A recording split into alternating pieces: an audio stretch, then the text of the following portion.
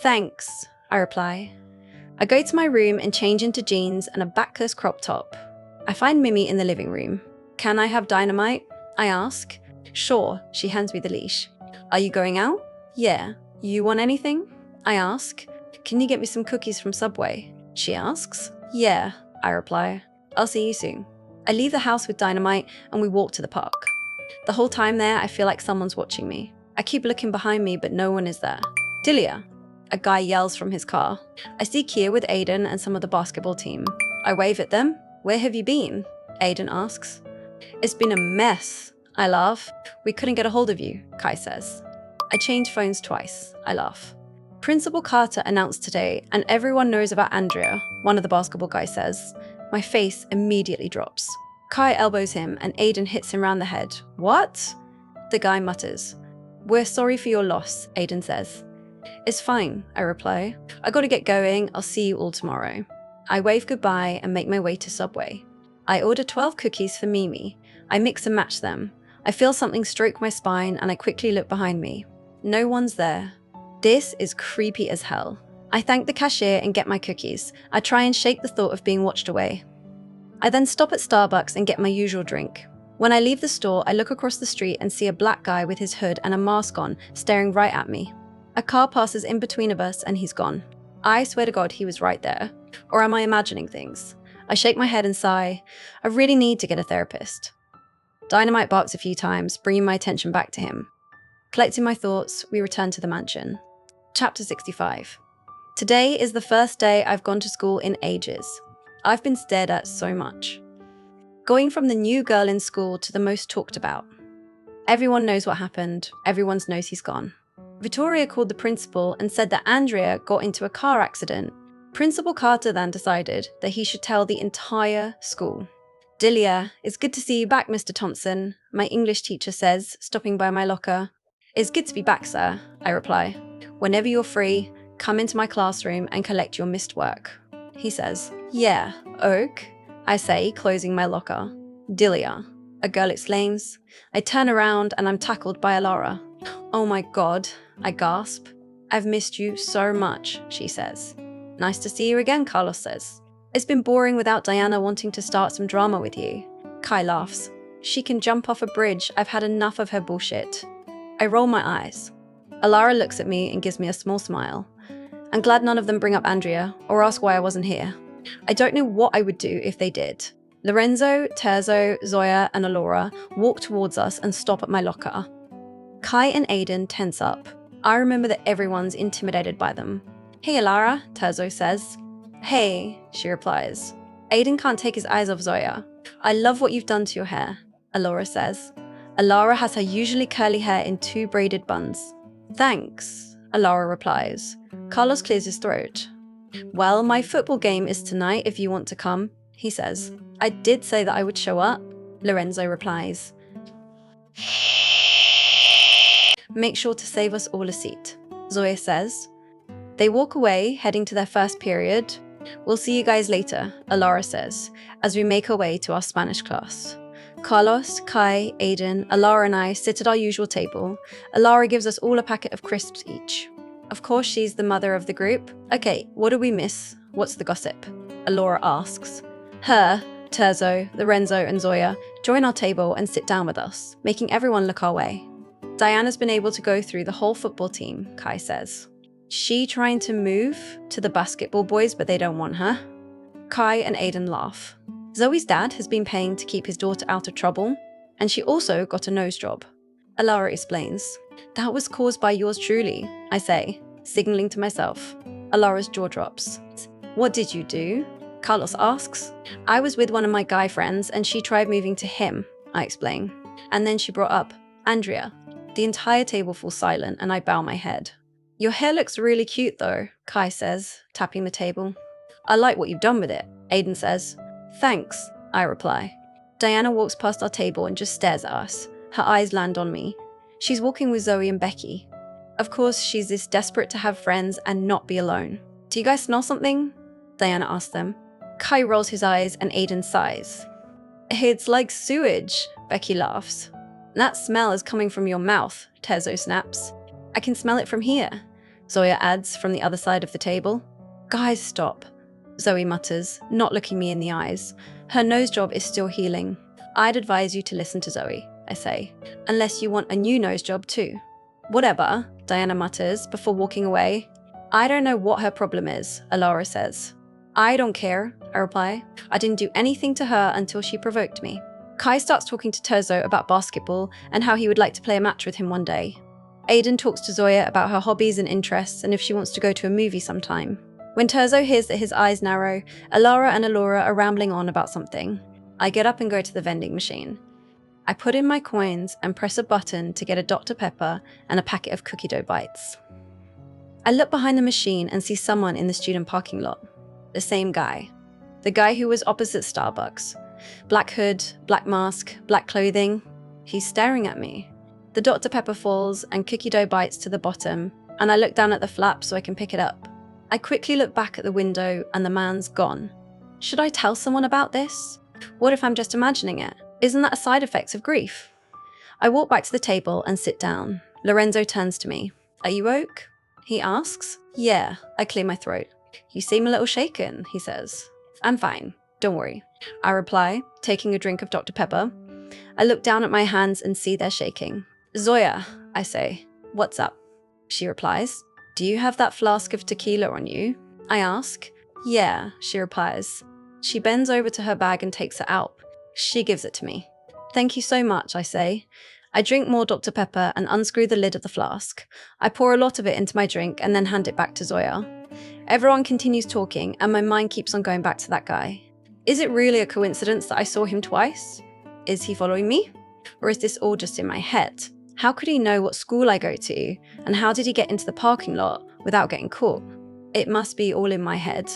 There's no reason for someone to follow me, right? Chapter 66. We walk into the football field and it's packed. Cheerleaders are everywhere. So many students have come to watch the game. Kai waves us over and we all sit with them on the bleachers. Which one's Carlos? Zoya asks. He's the quarterback, Kia replies. Number 53. Xuan didn't want to come with us. He's been acting weird, but I'm sure it's just because of the funeral. Alessandro wanted to stay in and watch a movie with Mimi. Her pregnancy cravings have worsened. Aiden and Alora come back with drinks and a tray of snacks. When everyone's ready, the game starts when Coach blows her whistle. I open a packet of chips and start eating them, while drinking my fruit punch. One of the guys gets tackled and the ball falls out of his hands. It's hard to understand what's happening, but when people start cheering, I know to join in. I keep watching Carlos, keeping my eyes on 53. He's really good at this. He throws the ball to some other guy, and that guy scored. Everyone gets up and starts cheering. He is so good at this, Lorenzo says, clapping. Yeah, Kai replies. The wind blows and I start feeling chilly. Zoya, pass your keys. I want to get my hoodie from the car, I say. She throws me his keys and I catch them. Get me my jumper, please, Alora says. I walk down the stairs of the bleachers and make my way to the student parking lot. It's dark and the lamps light the way. I finally find Zoya's car and open it up. I stick my head into the door of the back seat and grab my grey hoodie. I put it on and find Alora's jumper and a tequila bottle. Jackpot. Of course she has a stash in her car. Zoya, you're a lifesaver, I mutter. I empty out my cup of juice and fill it with tequila. This should be able to get me through the night. I close the door and lock the car. My eye catches on something next to the gate.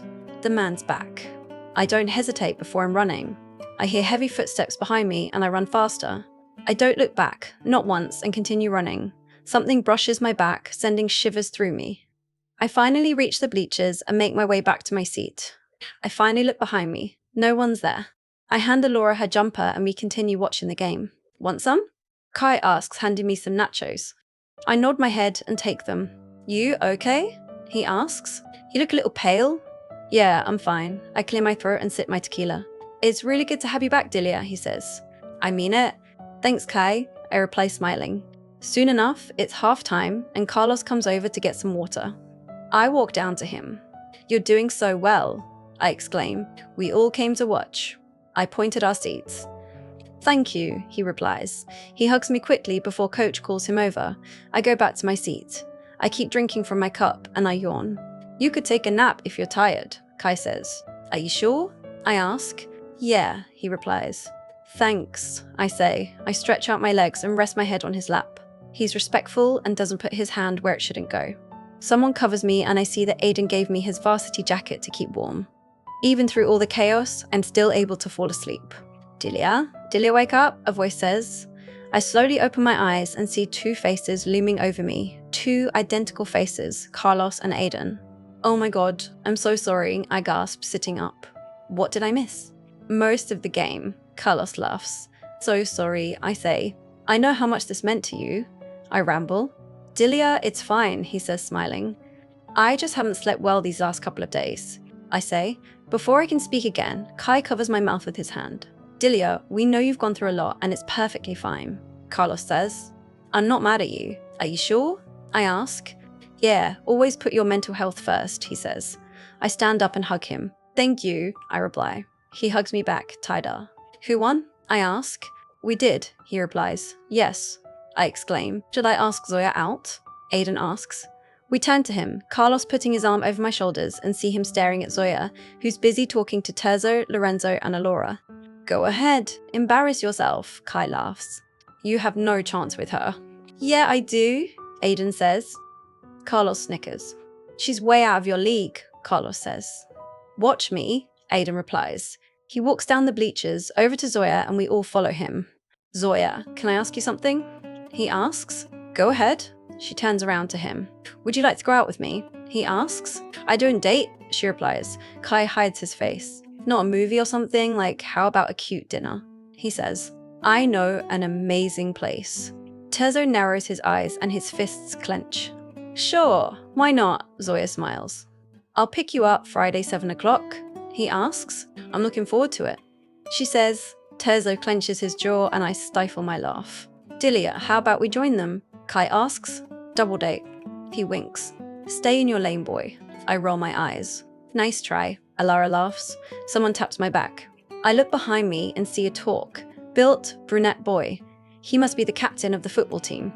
You're the bitch who broke my girlfriend's nose, he states, rather than asking.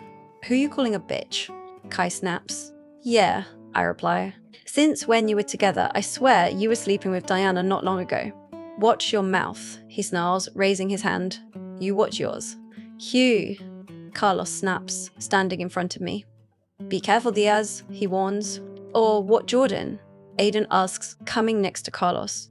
Jordan opens his mouth to say something. Do we have a problem? Lorenzo asks, narrowing his eyes. Jordan swallows. Do we need to beat someone's ass? Terzo asks, standing next to me. Do we? I ask. No, Jordan replies, looking away. Good, we can all happily go home, Kai says, patting Jordan's shoulder. He turns to walk away.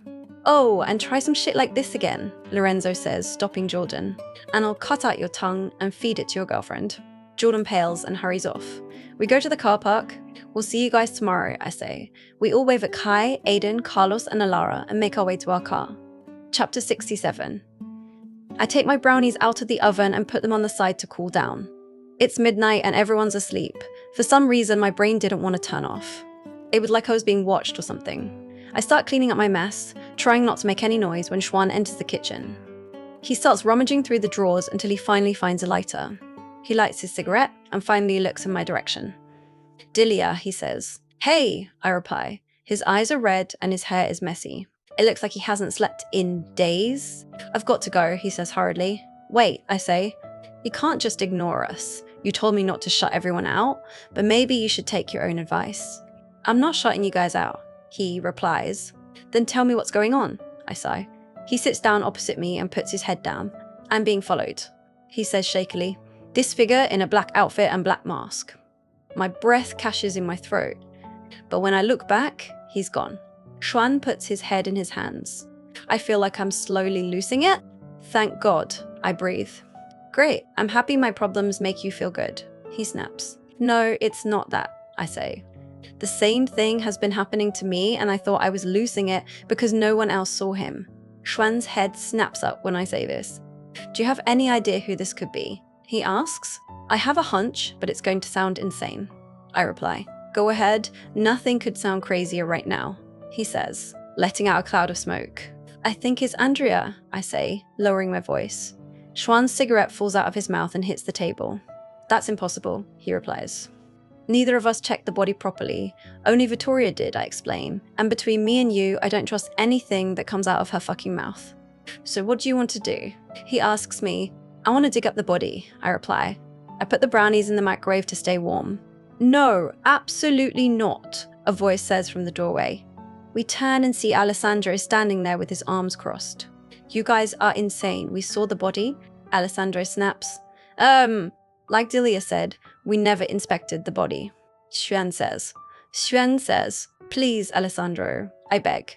It'll help me sleep better at night. It'll help us all sleep better. Xuan adds. Alessandro is silent for a moment, hesitates, and then speaks. You're both a pain in my ass, he snaps. Get in the fucking car. He throws me his keys, and Xuan and I run out the house. I get in his black Rolls Royce and sit in the passenger seat, while Xuan gets in the back and Alessandro gets in the driver's seat. Alessandro starts the car and drives us to the graveyard. When we get there, the gate is shut, so we have to park outside and then jump the gate.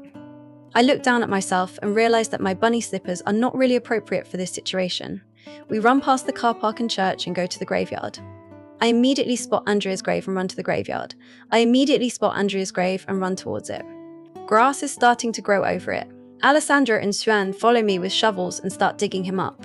They finally reach his coffin, and Alessandro, Xuan and I drag it out. Xuan breaks open the coffin, and the smell of a rotting corpse hits us in the face. Okay, hurry and check what you need to do, Alessandro says. Andria's body is pale and tortured. I hold my breath and pry open. Andria's eyes. They're bloodshot, but his eyes are grey.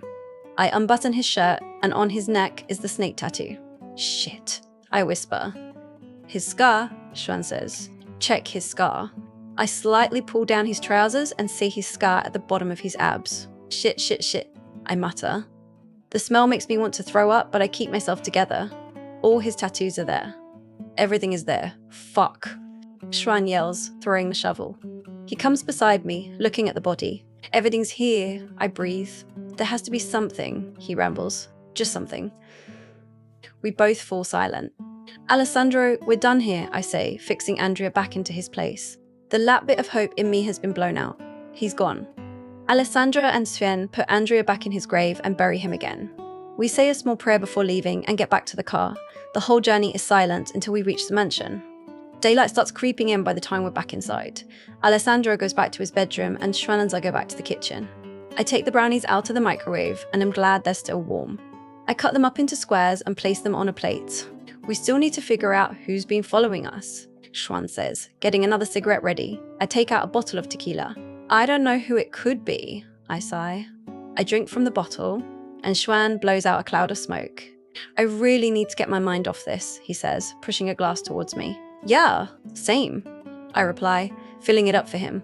Don't get too drunk, he tells me. Bottoms up, I reply. He clinks his cup against my bottle and we drink in silence. I take myself upstairs in silence. Mimi's stolen dynamite from me, so my room is quiet. I drink myself to sleep, hoping to wake up to something better. Chapter 68. It's been a week since we dug up Andria's body. No one knows what happened that night except us. We want to keep it that way. Nothing's changed. I go to school and see the man in black. I go home and we go over the plan for Italy. I drink half a bottle of tequila and fall asleep. I wake up and the day repeats itself, over and over again. The man is always there whenever I leave the house to get a drink or food. He's never approached me. He's just stared at me. Zoya and Alora have noticed that I've been down, so we've decided to have a girls' day and go to the mall. Then Zoya is going to meet Aiden for dinner. We invited Mimi, but lately she's been vomiting a lot and hardly getting out of bed. You're not really going to go on that date with Aiden, are you? Tezo asks. I am, Zoya says, applying some nude lip gloss. Nobody else has asked me out, so why not? Tezo glares at her and she smiles at him. Be safe, Lorenzo says to us before we leave. We will, I reply. Call us for anything, and I mean anything. Alessandro adds. We can take care of ourselves, Alora says before pushing us out of the house. We get into her white Mercedes and drive to the mall. We walk into this store and it has the cutest outfits. I pick out a tight skirt, a nice matching shirt, a cute emerald green dress, and a nice pair of jeans. Those are so cute, Alora exclaims. Try them on, Zoya says. I'll be right back, I say to them. We make our way to the changing room and the woman gives me a room to change. I try on the skirt and shirt and look in the mirror. It frames my body perfectly. I do a little twirl and change into the green dress. It clings to my hips mesmerizingly and brings out my eyes. I try on the jeans and then change into my original outfit. I open the curtains. Before I can scream, a hand is pressed over my mouth and I'm pushed back into the room. I can't register the person before me and they close the curtain behind them. The man in black. He's standing in front of me. His face is so close to mine. His brown eyes stare into my soul. I scream and his hand presses down on my mouth. I push him off me and he stumbles out of my room. He takes a knife from his pocket and I cower in the corner. All of my sense have left me defenseless. I feel weak. I slump down in the corner and he looks over me. I bring my knees up to my chest, put my head down and scream. I scream so loud my throat feels sore. Someone pulls back the curtains. "Dilia, are you okay?" Zoya asks, crouching down next to me. Alora is accompanied by 2 security men. I look around the room and see that the man has vanished. "He was right here," I stutter. My cheeks feel wet and I wipe them with my hands. "Who was?" one of the security men asks. "The man in black," I stutter, was standing right before me with a knife. "Get security to check your CCTV immediately," Zoya snaps at them, cradling me in her arms. The security guards nod their head and run off. "I want to go home," I say. "What about our day out?" Alora asks. I feel bad because she planned all this, but I think I'm going to break down any second now. "I'm sorry, I just want to go rest," I reply. "I can call someone to pick me up," I say. "I'll stay with Zoya until her date," she says. "Have fun," I reply. I get up and walk out of the room. I walk out of the mall and call Xuan. I call 3 times and he doesn't answer. I try Alessandro and Lorenzo, but it's the same thing. I try Terzo, but it goes straight to voicemail. One more person. I press on his number. "Hey Dilia, what's up?" He asks. "Hey Raphael, can you come pick me up?" I ask. "Sure," replies. I send him my location. "I'll be there in half an hour," he says. "Then you," I reply before ending the call. He arrives in 20 minutes. I get in his car. "Where do you want to go?" he asks. I can't take him back to the mansion unless I want Vittoria to skin me alive. "Just to the park," I reply. He takes me where I want to go and we walk into the park together and sit at a bench. "What's up?" he asks. "A lot of things," I sigh. I feel like I'm going insane. He asks. "Have you ever thought you were insane because you would see things that other people won't or can't?" I ask. "No," he replies. "It feels like I'm just trying to make excuses for what happened to Andria," I say, wiping my eyes. I can't seem to let him go. "Listen to me, Dilia. You're not insane, you're just trying to cope," he says. "And I hope you know I'm here with you every step of the way, because you're an amazing girl." I put my hand on Raphael's arm and look him dead in the eye. "Thank you so much, I mean it," I reply. A moment of silence passes. Raphael's eyes scan my face and he leans in, getting closer and closer. I shuffle back and clear my throat. "I'm sorry, I don't think of you that way," I say. "Oh, I just thought... because..." He stutters. "I didn't mean to give off that impression. You're an amazing friend to me." I slay looking down. An awkward silence passes between us. "I should get going," I say, standing up. "Yeah, get home safe," he says, not looking at me. I make my way out of the park and back to the mansion. That was the weirdest thing ever. Chapter 69. During my journey home, it started to rain heavily. I walk into the mansion and go into the kitchen. I'm still shaking from what happened at the mall. I see Alessandro, Lorenzo, Terzo, and Xuan. "Hey, you're back early," Lorenzo says. I ignore him and grab a bottle of tequila. "What's up with her?" Terzo asks. "What's up with me?" I snap. "I called all 4 of you guys, and not one of you picked up. I needed you." "Oh shit," Xuan mutters. "I had to call Raphael, the guy whose date you guys crashed." I snap at their confused faces. "Vittoria made us hand in our phones for a bugging check." Alessandro explains. "That's why we missed your call." "Whatever," I reply. "I'll be in my room if anyone needs me." I drink out of the bottle and walk to the door. "Did anything happen?" Lorenzo asks. "No," I reply. "Nothing." "Maybe I should check on her," I hear Xuan say as I walk up the stairs. My hoodie and jeans stick to my body and I must peel them off as I change. I slip into a silk nightdress and brush out my hair. Not long later, I hear a knock on the door. "Come in," I say. Xuan walks in with 2 white bowls in his hand. He walks over to the bed and sits next to me. "Cookies and ice cream always makes people feel better," he says, handing me a bowl. "Thanks," I reply. "So what happened?" Xuan asks. "You've been shaking ever since you came home." I take a drink from the tequila and Xuan takes it out of my hand. The black man, I reply. That hijo de puta, translation, son of a bitch, he's still following you?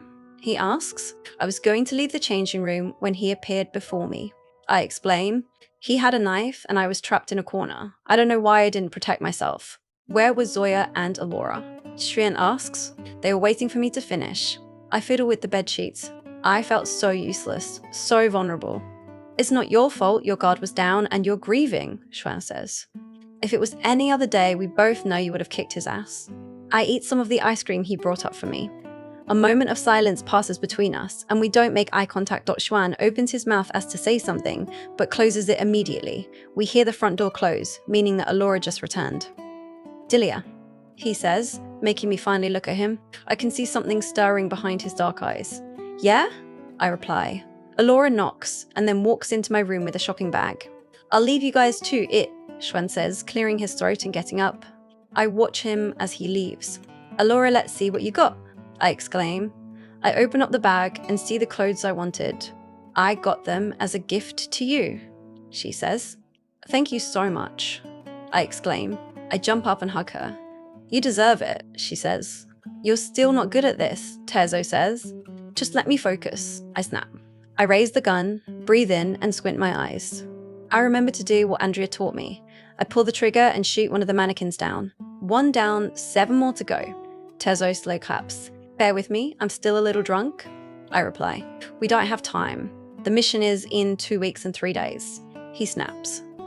I take a deep breath in, squint my eyes, and shoot a mannequin, then another one and another one, until they all have holes in them. Good job, he says. Thanks, I reply.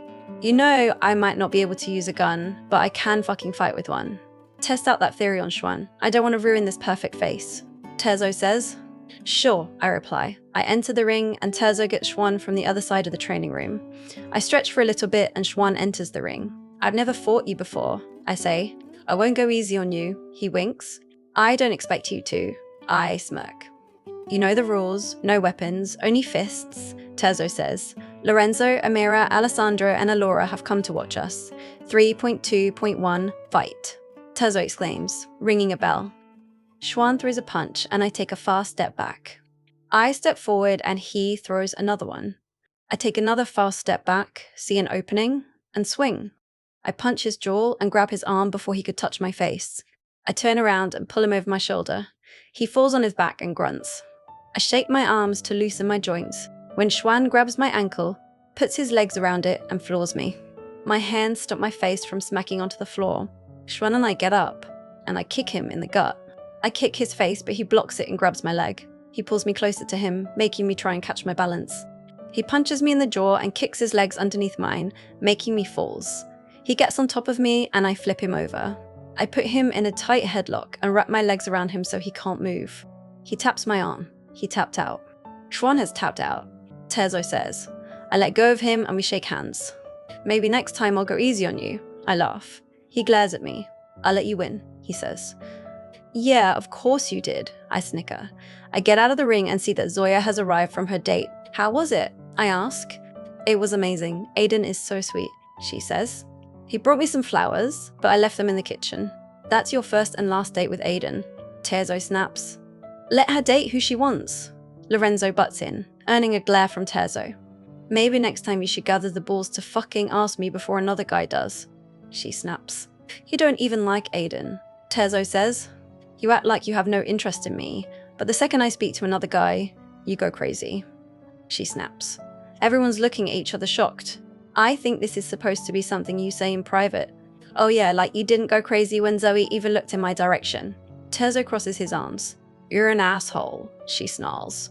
Zoya storms out of the training room and everyone stands there in silence, awkwardly looking at each other. You need to go fix that, Alessandro says, walking away. Chapter 70. I walk into the kitchen and find Jasmine sitting down with Matteo. He passes her a cookie and she laughs at something he says. When did you get here? I ask. Vittoria dropped me off last night, Jasmine says, turning to me. I'm sorry for your loss, by the way. It's fine. Thank you, I reply.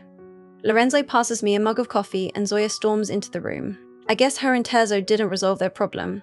Any plans for today? Lorenzo asks. I might get some things ready for Mimi's gender reveal, I reply. Good more. Xuan walks in and immediately stops in his tracks. Jasmine turns her head and drops the cup in her hand. What are you doing here? He snaps. Victoria walks into the kitchen and stares at Jasmine. Oh, so the rumors are true. Say, she laughs. What rumors?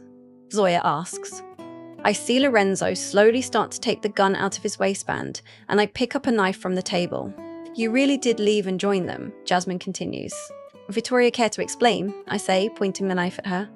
I look at Zoya and see that she also has a knife in one hand and a gun in the other. Mateo, Jasmine, Xuan, and Victoria stand weaponless. Explain. Zoya snarls. Jasmine worked for the Ravens, Xuan says. Xuan says, Lorenzo, Zoya, and I turn out weapons to Jasmine. I ran away, she snaps. As soon as I saw Jasmine, I had Jake do a full background check on her. Victoria explains. Her foster family sold her to the Mafia, and she escaped. Why have you kept this from all of us? Lorenzo asks. It wasn't your place to know, she replies. Of course it wasn't. Xuan snaps. I remember seeing her around base. So, we're supposed to just trust her? I ask. Yes, Victoria replies. End of discussion. She walks out of the kitchen, leaving us all speechless. I need a cigarette, I hear Xuan mutter.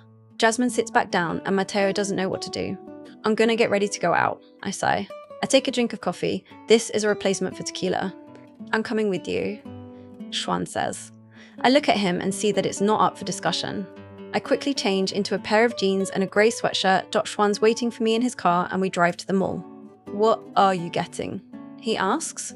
Things for the gender reveal, I reply. We park the car and get out, entering the mall. We go to the car factory first. Xuan grabs a basket for me and I find a cute bear dressed in pink onesie. This is so cute, I exclaim. Xuan nods in agreement and I put it in the basket. We walk around and find some more cute balloons, decorations, and a mug that says, Best Mom Ever. We're finally able to check out and hand them the basket. Congratulations, the man says while scanning our things. Thank you, but it's not mine, I reply. I thought you guys were… He hesitates. No, he's just my friend, I say quickly, not giving him time to finish his sentence. Yeah, friends only, Xuan adds. Oh, Oak, he replies. He bags up our things and we walk out of the store. Maybe we should get her some baby clothes, Xuan says. Yeah, that's cute, I reply. We walk into a store named Babies, Bits and Bobs and Xuan leads me to the baby section. He finds a cute baby outfit. It's a plain white shirt and a pink skirt.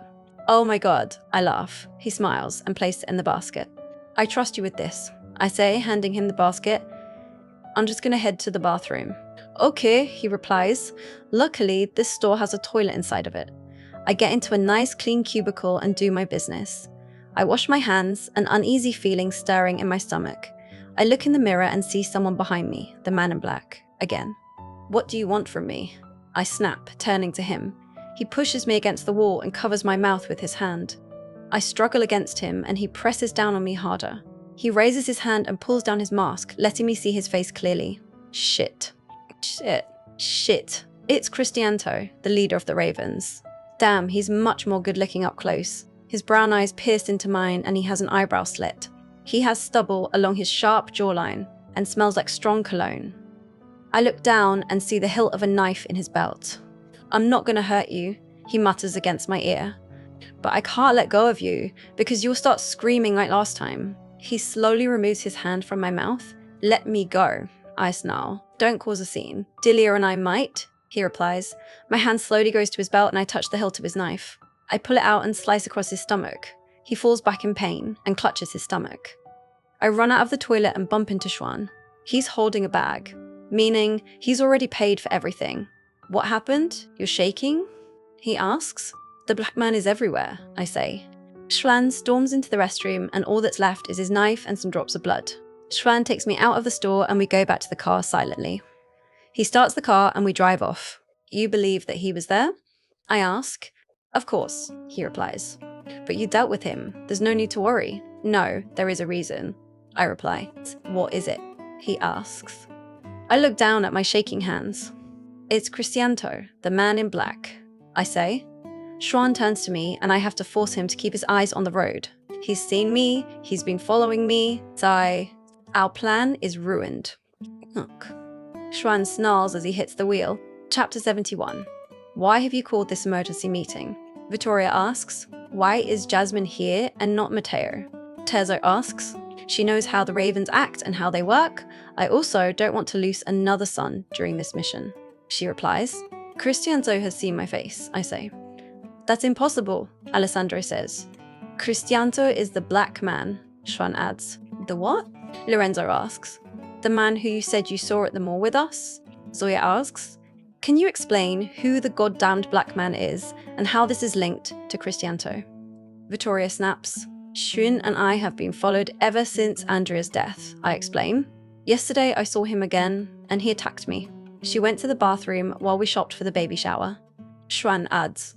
The man pinned me to the wall and pulled down his mask, and I saw Christianto in front of me. I say, he's been following me and knows how I look. You're just telling us that you've been getting followed? Vittoria asks. We thought we were imagining it. Xuan explains. The ravens are skilled at making it seem like you're losing your mind. Jasmine says, finally speaking, I initially thought it was Andria, but when Alessandro, Xuan and I dug up the body, we realized it was him. I say, you did what? Alora exclaims. Without telling us, we're a team, Amira adds. It was quite an impulsive decision, Alessandro says. Everyone starts shouting, barking questions at us and trying to figure things out. Shut up. Vittoria yells, if anyone talks over me, I will shoot you right now. She cocks her gun and places it on the table to show that she's not bluffing. Let me get this straight. A man has been following you for about 3 weeks and a half now, and you've just found out that he's the leader of the Ravens, Vittoria says. Xuan and I nod our heads in agreement. What are we going to do now? Tezo asks. Dilia can't take the USB from them now that they know who she is. Alora says. There will be no change in plans, Vittoria says. Dilia will take the USB, but at no cost will she remove her mask. Isn't that too risky? Xuan asks. She'll have the demon's tattoo on her back, and Christianto will be too drunk to realize. Vittoria replies. Lorenzo will drug his wine. I can do a damn good job making that tattoo look as real as possible. We need to find out why he revealed his face to you though, Jasmine says. There's no reason for him to do that. Maybe he just wanted to show you how fucking hot he is. Zoya shrugs, earning a glare from Materzo, but she shoots him a smirk. Go back to training, all of you, and remember we leave in 4 days. Vittoria says, walking towards Jasmine. We all get out of our seats and make our way to the training room. When we walk in, I realize that there are some new faces here. I forgot that the most trusted people come to train here too. I see Mimi sitting on one of the benches holding a cup of iced coffee. She walks towards me and gives me a right hug. Are you Oak? She asks. You know me. A magnet for trouble, I laugh. She hands me the cup of iced coffee and I give her a big smile. I know you've been struggling with drinking, so I made you this and promised to make you one every day until you forget about tequila, she explains. That's the cutest thing you've done so far, Alessandro says, coming to hug her from behind. She laughs and looks up at him. I smile at them softly. They're adorable together. Thank you so much, Mimi, I say smiling. Oh, and I've prepared everything for your gender reveal. Thank you, she says. I walk to the knife wall and place my drink on the table.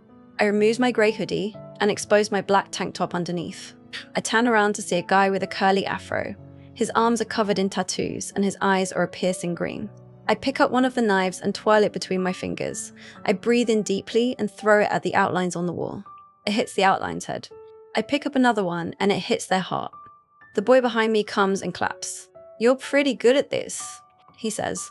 I pick up another knife and throw it, and it hits the heart. Who even are you? I ask, throwing another knife. Tristan Alvarez, he replies, extending his hand. Well, Tristan, just know I'm not interested, I say calmly. I'm flattered, but I have a wife, he laughs. I'm Dilia Caesar, I reply. Oh, I know, he replies. Everyone talked about the badass the Giovanni's found at Stanford High. How come I've never seen you around? I ask. Vittoria had me in a mission in Morocco, he explains. The demons were trying to make a deal with some guy, but we had to get there before them. Morocco is an amazing place, I reply, throwing another knife. Throw them more aggressively and you'll cause more damage, Tristan says. Plus they'll go in deeper. Thanks, I reply. My wife's back with our drinks, he says, pointing to an Asian girl with long black hair put into a ponytail. She's holding 2 water bottles and gives me a big smile. I wave back at her. She's beautiful, I say. I know, he says, smirking. He waves goodbye to me, and I turn around and take a break. I drink some of the coffee Mimi made me, and it tastes heavenly. I look around the room and see déjà vu from when Andria trained me. I shake my head, shaking the memory away. I will train every day and destroy the ravens, even if it kills me. For him. Chapter 72. It's 5:05 a.m. and I'm getting ready for Mimi's gender reveal. I put on a cute light purple dress and white heels. I twist my hair into a cute bun and grab the decorations. Dynamite barks at my feet and I let him out of my room. I walk through the corridor and knock on Lorenzo's room. I have to knock 4 times before he answers it. "What the?" he says, yawning. I shove a blue onesie at him. "Get ready, we need to start decorating," I say. "Yes, boss," he mumbles sleepily. I walk towards Terzo's room and knock on his door too. "What the fuck? It's too early for this shit." He snaps, opening the door. I shove the pink onesie at him and hit his head. "Wake up and get dressed, you idiot." I snap. He grumbles under his breath and I go to wake up Xuan and Matteo. They get dressed and come to the back garden with me. Zoya and Alora are already getting the sweet treats ready. We start hanging up a banner that says, "Congratulations" on it. Xuan and Matteo hang up the blue balloons and I do the pink ones. I won't make the gender obvious until Lorenzo and Terzo wrestle. We get a table and unfold it. I put some plastic forks, cups and plates on it and make space for the cake pops, cupcakes and chocolate-covered strawberries. We finish decorating about an hour later and walk into the kitchen. "How are the treats doing?" I ask. "They're just in the fridge," Zoya replies. She's wearing a sage green dress and Alora is wearing a dark blue one. "Amira's sleeping in. Vittoria made her work late last night," Xuan explains. Lorenzo and Terzo walk into the kitchen and we all burst out laughing. They look so stupid in their onesies with little white bibs and hats. "The things we do for you," Terzo mutters. "I like this," Lorenzo says. "It's comfy and breathable." "Yeah, you have the blue one," Terzo snaps. "I thought the pink one was more Manly's." I laugh. Terzo rolls his eyes and helps himself to a bowl of cereal. Jasmine walks into the kitchen, yawning. "Good morning, guys," she says. "Morning," I reply. She makes a bowl of cereal and sits next to Matteo. Mimi and Alessandro are finally up and waiting for us in the living room. Terzo and Lorenzo are positioned in the garden and are waiting for us and everyone else. "Come on, let's go," I say, holding Mimi's hand. We walk into the garden with Alessandro following behind us. Mimi bursts into laughter when she gets a glimpse of Lorenzo and Terzo. "What have you got planned?" Alessandro laughs. He takes out his phone and starts taking pictures of them. Terzo flips him off. Amira is filming the whole thing on her video camera. I pick up the microphone connected to the 2 big speakers. "Gather round, everyone. The wrestling match is about to start," I say, my voice booming through the huge garden. We all circle around Lorenzo and Terzo, and I stand between them. "The winner of this battle will show us the gender of Mimi's baby," I say. 3, 2, 1, Geo. I blow my whistle, and Lorenzo tackles Terzo to the ground. Everyone starts cheering, and Amira films the whole thing. "Go, Lorenzo." Alessandro yells, "Go, Terzo," Mimi says. Terzo gets on top of Lorenzo and lands a punch in his jaw. "Ooh." Lorenzo has taken a hit, I speak into the microphone. They keep on wrestling until Terzo has Lorenzo in a headlock. He tightens his grip and Lorenzo pretends to pass out. I grab Terzo's arm and put it in the air. "Terzo has won," I exclaim. Matteo, Jasmine, Xuan, Zoya, and Alora start stomping on the floor, building suspense for the gender reveal. "Ites, a dural," I shout. "Yes," Mimi exclaims. Everyone starts clapping and cheering. She hugs Alessandro and he picks her up and spins her around. "I told you," she says to him. He kisses her forehead and I bite the inside of my cheek. "This whole thing is amazing," Xuan says, putting an arm on my shoulder. "Thank you," I reply. Mimi walks towards me and gives me the tightest hug ever. "You're the most amazing friend a girl could ask for," she says. "I am your best friend after all," I smile. "Who wants cake?" Alessandro yells. We all crowd around the table and he gives it to us. "You look stupid in that," Amira laughs. "Not funny," Lorenzo nudges her softly. "You're a good friend for doing this," she says. "Mimi better make me the child's uncle," he replies. "Of course I will," Mimi laughs. "Don't forget about me." Terzo yells from the other side of the table. "You too," she replies. Alessandro hands her a slice of cake and slides his arm around her waist. We play some music and eat our cake. "Alora, this tastes amazing," Matteo says. "Thanks, Zoya helped me make it," she replies, smiling. We finish eating a while later and start cleaning up the dishes. Let me help, Mimi says. No, you need to rest, I say. She puts down the pile of plates and Lorenzo takes them to the kitchen. Time for gifts, I exclaim. Juan, Jasmine and Mateo bring bags from the kitchen. I say this is mine and Xuan's, giving it to her. She opens it up and sees a bunch of baby clothes, including the white shirt and pink skirt Xuan picks up. These are so cute, she says. She takes out the mug that I got her. I'm going to drink in this every day, she says. She gets up and gives Xuan and I a hug. Jasmine gives Mimi her gift. I made it myself, she says. It's a light green set of knitted scarves, hats and socks for the baby. Who knew you could knit? Mateo laughs. You're a grandma. Shut up, Jasmine snaps, slapping the back of his head. I'm kidding, he replies, rubbing his neck. Zoya gives her a huge bouquet of pink, white and red roses. Thank you all so much, Mimi says, wiping her eyes. It's the first time we've both had friends who deeply care about us, who are exactly like family. It was usually just the two of us. You deserve it, Alessandro replies. Chapter 73, Terzo. Make up your mind, do you want Wendy's or Taco Bell? Jasmine says into the phone. Alessandro wants a vanilla frosty and some spicy curly fries, Mimi says from the back seat. I turn round a corner and see Starbucks coming up. Where should we stop at first? I ask. Let's get Xuan and Zoya's Big Mac first and then go to Wendy's and the Taco Bell, Jasmine replies. Okay, cool, I say. Let me just get an iced coffee first. I go through the Starbucks drive-thru and order an iced caramel coffee. Want anything? I ask Jasmine and Mimi. A pink drink, please, Jasmine replies. An iced matcha tea and a vanilla cake pop. Mimi adds. I drive to the next window, pay for our drinks, and then collect them. We drive past the police station and luckily I don't see Detective Stevens anywhere. We drive to McDonald's and I get Xuan and Zoya their Big Mac meals and Coke. I also decide to get myself a crispy sweet chili wrap. We drive to the next window and I pay and pick up our food. I pass the bags to Jasmine and place the drinks in the cup holders. We drive to Wendy's and get Alessandro's order. I get 2 of them in case Mimi wants some. I also get Terzo his double stack beef burger. Here you go, I say, passing the bags to Mimi. Thanks for getting us all food, she says. No problem. I like driving around in the evenings anyways, I reply. Alora, Amira, Lorenzo and Mateo all want food from Taco Bell. Luckily, it's not that far away from Wendy's. Amira wants a Sprite and a large portion of nachos. I get Lorenzo, Alora and Mateo some chili tacos. I need to make a stop on Walmart, I tell them. We arrive at Walmart and I quickly run into the store. I get 2 packs of strawberries because Alora has run out. I also decide to pick up some raspberries for myself. I pay and leave the store. I haven't seen the black man or Christianto since he showed me his face, but I'm not complaining. He freaked me out. While walking to my car, I see someone staring at me out of the corner of my eye. I turn to them and see Detective Stevens glaring straight at me. Shit. He talks into his walkie-talkie and starts speed-walking towards me. Shit. I mutter and I start running. We have a runner, Stevens speaks into his walkie-talkie. I start running in between cars and police officers try to block my way. Why did I park so far away from the store? I look behind me and 3 police officers, including Detective Stevens, are chasing after me. Dilia, stop. We have you surrounded, he yells.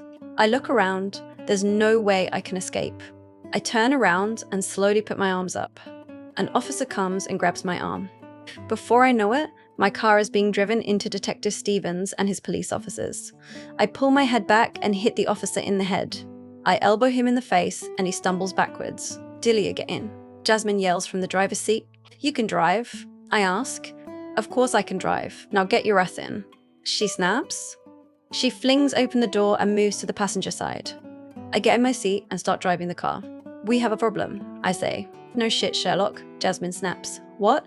Mimi asks. We're going to start a police chase, except we're the ones they're chasing, I reply.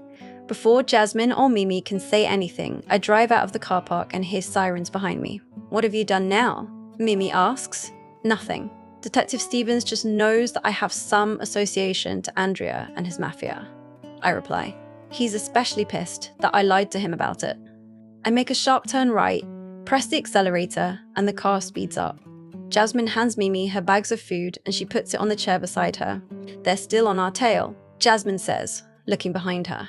I press down even harder and run a red light. I look into the interior mirror and see the police cars behind us. I start driving down a hill. We're going faster and faster. Dilia, if we die, I will personally kill you. Mimi screams. Just trust me, I know what I'm doing. I laugh. This is sick. So, it's 6, Jasmine exclaims. My grip tightens on the wheel and I turn a left and right. I can't lead them back to the mansion. If things get worse, there's a gun in the drawer of the dashboard. I reply. Lean your head out and shoot. Don't shoot them for no reason. Mimi exclaims. A bullet bounces off the back of my car. I think that's a perfectly good reason to shoot. Jasmine snaps. She rolls down her window, leans half her body out and starts shooting. Thank the Lord. Andria got me a bulletproof car. Alessandro's taught you how to use a gun, right? I asked Mimi. Yeah, of course, but I can't do it on a moving object yet, she replies.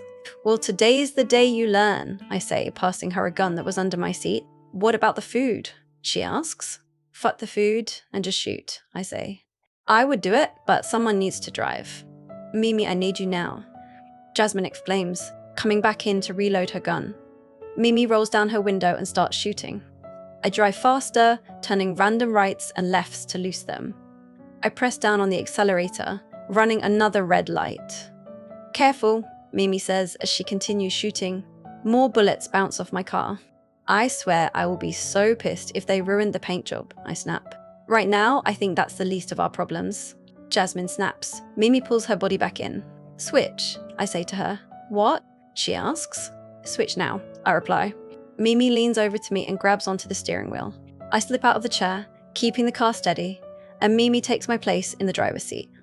I take 2 guns out of the bottom of the chairs and peer my head out of the roof window. Detective Stevens is shooting right at us and I dodge 1 bullet. I start shooting at him and I hit his arm. He yells in pain and I change my aim to his tires. Jasmine shoots the tires of one of the other cars and it starts driving out of control. Mimi, babe, I need you to drive faster, I say, reloading my gun. She drives the car faster and turns right. Stevens still follows us. I take a deep breath, squint my eyes and shoot one of his tires and then the others. The car starts driving unsteadily and flips on its back. I duck my head back in and Jasmine does the same thing. Surprisingly, the food is still intact. We've finally lost them, I say to Mimi as she starts driving slowly. I grab the wheel and we change positions again. I look behind us one last time, making sure that no one's following us, before I drive us back to the mansion so we can all eat in peace before we start packing for Italy. Chapter 74. Miss Zoya. Maurice is getting your dresses ready upstairs. One of the maids says, walking into the kitchen. Thank you, Brie, Zoya replies. I'm so excited to see how my dress looks. I think Zoya and Amira are as excited as I am. Are you going to Italy with them? Matteo asks Jasmine. No, she replies. Vittoria said it would be too risky in case they recognize me. She has a point, Alora says. Well, at least we'll be stuck at training camp together, Matteo smirks. Zoya, Amira and I make our way upstairs to her bedroom. We find Maurice standing there, with 3 other seamstress women getting our dresses ready on the mannequins. They all look so amazing. Mine is in the middle of all of them, and it looks beautiful. Once again, Andria has bewildered me with his amazing taste in dresses. Amira walks towards her dress. Zoya goes towards hers, and I walk towards mine. Maurice, you have outdone yourself once again. Zoya says, I agree. I laugh. These are beautiful. Thank you, Miss Zoya and Miss Dilia, Maurice replies. Can we try them on? Amira asks. Of course. He claps his hands, and each female seamstress comes towards us with our dresses. We walk into Zoya's huge wardrobe and they help us change into our dresses. I look at myself in the mirror and my jaw drops. I look like a princess. I look like a princess, I breathe. The skirt is also detachable, so you can move easily if you need to fight. The seamstress says, oh wow, I say. She shows me how to remove the skirt and I'm left in a short, fitted dress. But be careful not to pull it too roughly, otherwise it will get damaged, she says. Of course, thank you, I reply. Zoya, Amira and I walk out together and towards Maurice. You all look so beautiful, he says. Thank you, we reply. How much does this cost? I ask. Please, let us pay for it, Amira says before Maurice could answer. As a gift, Zoya replies. I shake my head and sigh. The price, Maurice? I ask again. 25, ooh, he replies. Do you want it in check again? I ask. He nods and hands me the check. I sign it and give it back to him. Thank you, he says. I smile at Maurice and go back to change into my normal clothes. I leave Zoya's room and make my way to my own so I can start packing.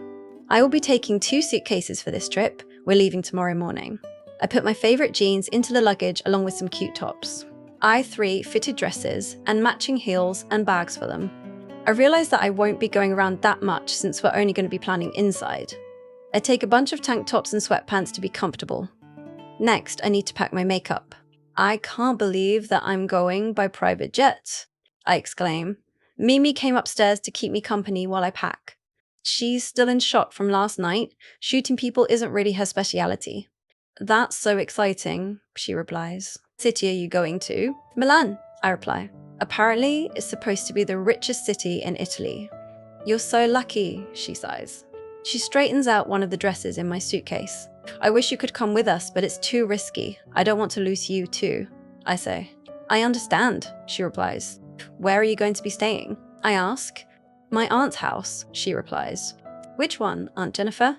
Yeah, she's a bit crazy, but she means well. I'll also take dynamite with me. Well, you should have as much fun as you can, I reply. FaceTime me every second that you're free, she says. I will, I laugh. She sticks out her pinky and I hook mine with hers. We finally finish packing and I bring down my luggage and put them by the front door along with everyone else's. Dilia, a word please, Vittoria says. I look at Mimi and she shrugs and I walk to Vittoria. Yeah? I reply. You must only do it with one of us whenever you want to leave this house, Vittoria says. That's not fair, I exclaim. I think it is, she replies, especially with your little incident last night. So, that wasn't my fault, I say through gritted teeth. You know it wasn't. Of course, she says carelessly. You just happened to bump into Detective Stevens again. It truly wasn't her fault. Mimi butts in. Vittoria looks her up and down and turns to me, acting as if Mimi were never there. That's the decision that has been made, and that's what will happen. She snaps before walking away. Pequeña mierda. I snap. Translation. Little shit. Come on, everyone's waiting for us in the cinema room, Mimi says. We go to the cinema room and everyone's waiting for us so we can start the movie. The Chronicles of Narnia, The Lion, The Witch, and The Wardrobe is on the screen, waiting to be played. I go to my usual seat and find Xuan sitting next to me. My usual Dr. Pepper is in the cup holder, along with a cup of iced coffee. I also got some nachos and sweet popcorn. Who did this? I ask. You were taking long, so I thought I'd get everything ready for you. Xuan shrugs, smiling. I smile softly at him and sit down. That's really sweet, I reply. This is what friends are for, he says. I get comfortable in my chair and the lights dim. Lorenzo starts the movie and we all relax in each other's company. I won't be seeing Mimi, Matteo, and Jasmine for 3 weeks. I just need to pray that we all come back. Chapter 75. We all had to wake up early to get on our jet to Italy, even though our flight is at 3:45 p.m.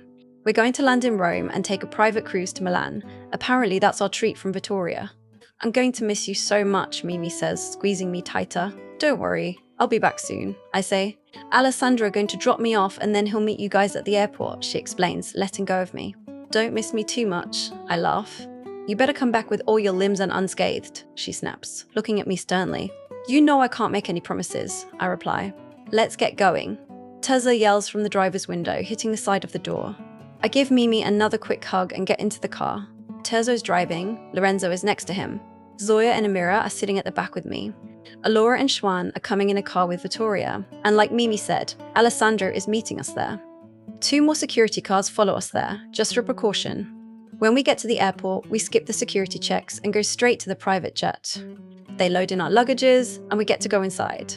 The interior is beautiful. I've travelled first class before, but never in my jet. Each seat has a table next to it and a leg rest. The seats are cream and there's a TV for everyone. It also comes with complimentary eye masks, neck pillows, and blankets. I sit next to the window and make myself comfortable. This is a 15-hour flight and I've downloaded enough movies on Netflix to get me through it. Amira comes and sits next to me. If you let me watch movies with you, I'll share my snacks, she says, smirking. She puts down a bag on the table and opens it up. The contents is filled up sweets, chocolates, cookies, and chips. Deal, I say, laughing. She sits in the seat next to mine, and I connect my phone to the TV. Alessandro goes and sits next Xuan, Terzo, and Alora. Vittoria has disappeared somewhere. Ladies and gentlemen, this is your captain speaking. A male voice comes from the speakers. I want you all to buckle your seatbelts, get comfortable and enjoy your flight because we are about to take off. I put on my seatbelt and so does everyone else.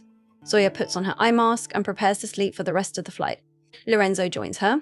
I guess they're used to this kind of lifestyle. What do you want to watch first? I ask.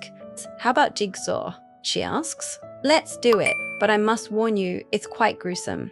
I reply. I've seen worse, she says.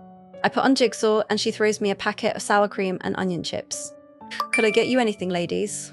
A hostess asks. Some wine, maybe? No, thank you, Amira says. Is there any way I could get an iced coffee? I ask. Of course, ma'am, she replies. Thank you. I'm trying to stop drinking, I say, turning back to Amira. You're doing amazingly well, she replies. The movie starts and there's already people screaming. 5 people are trapped in a room with buckets in their heads and their necks are chained. The chain starts pulling them towards a wall full of saws and they have to find a way to get out. 4 hours into the flight to Amira. And I have finished the Jigsaw movie and are near the end of the first Tinkerbell movie. I thought we should watch it. It lets me remember some good memories. A thought has been creeping through my mind during the whole flight, and I think it's because I've been spending so much time with Amira, we've gotten even closer than before. Amira, how did you get involved in the Mafia? I ask. She looks at me surprised and pauses the movie. Sorry, if you don't want to tell me, that's fine. I quickly add. Don't worry, it's fine, but it's quite a long story. She replies. I have time, I reply smiling.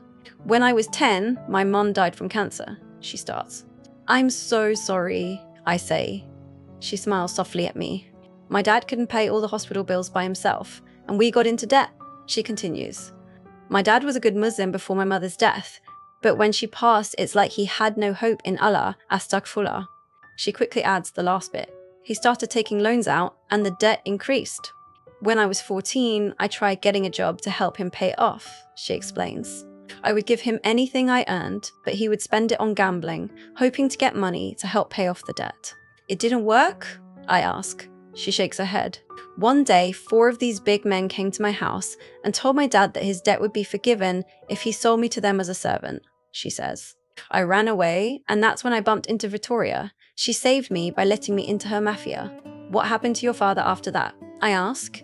I didn't speak to him again, but I discovered he died 2 years ago, Amira says, wiping her eyes. I'm so sorry, I say, hugging her. May Allah forgive his sins. He was a very kind and loving father, she says. I'm sure he was, I reply. I look out of my window and see that it's dark. I check the time and see that it's nearly 8 o'clock in the evening. I feel something hit the back of my head. I turn around and get popcorn pelted to my face. I glare at Terzo, who's laughing so much that he's struggling to breathe. What are you assholes doing? Amira asks. We want to see how much popcorn we can get to balance on Dilia's head, Terzo says. Alessandro snickers. I swear to God, I'm going to kill you both. I snap. I'm your best friend's boyfriend. You won't kill me, Alessandro laughs. I'm the unborn child's uncle, Terzo adds. Believe me, she'll be able to forgive me, I say, turning back around. I'm going to nap, and if you wake me up, I'll throw you off this plane. I snaps.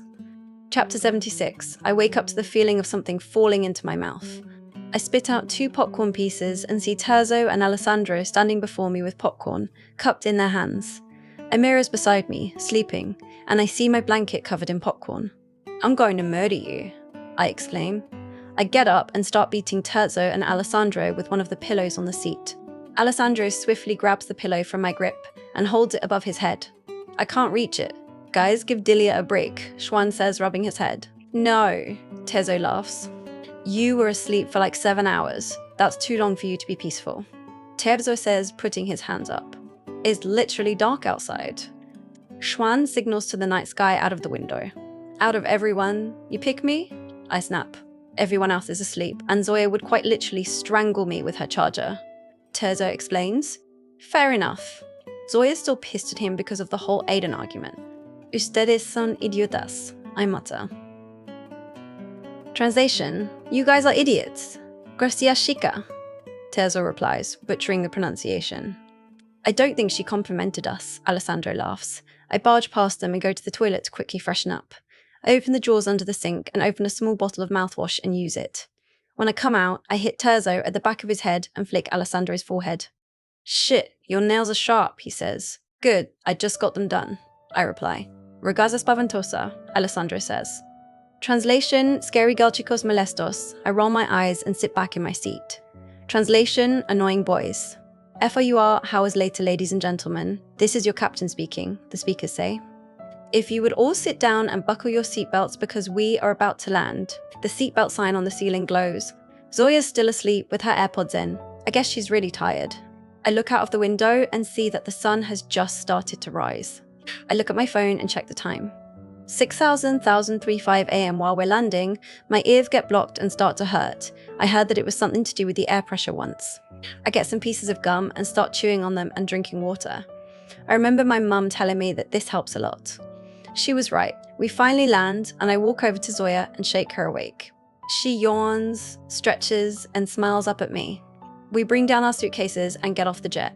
There are 2 big black Rolls-Royce cars in front of the plane, waiting for us. Can I drive? I ask Lorenzo, who opened the door of the driver's seat. You don't know the way to the cruise, he says. Can't I just follow Vittoria's car? I ask. Yeah, go ahead, he replies. Zoya sits in the passenger seat. Alora, Xuan, and Terzo are at the back. Amira and Alessandro are riding with Vittoria. I look for the aux and connect it to my phone. I put on a Chase Atlantic playlist and turn the volume up. Meddle About comes on.